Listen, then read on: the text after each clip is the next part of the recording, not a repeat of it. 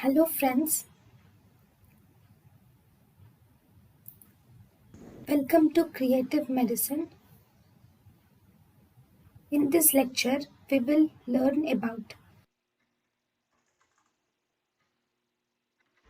The recent drugs include one we have Mirabegron.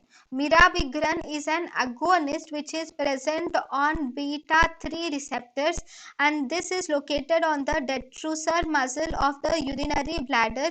And this mirabegron is given in the dosages of 50 or 100 milligrams, and this mimic the effect of norepinephrine, and thus it is used in adults with overactive bladder, and it is also used for those people who are suffering from urinary urge incontinence.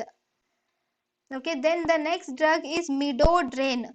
Midodrine or methoxamine.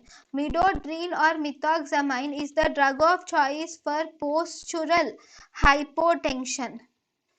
Then we have methylphenidate.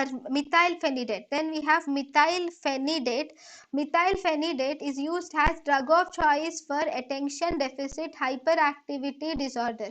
Midodrine or methoxamine is used as drug of choice for postural hypotension, whereas methylphenidate is used as drug of choice for attention deficit hyperactivity disorder.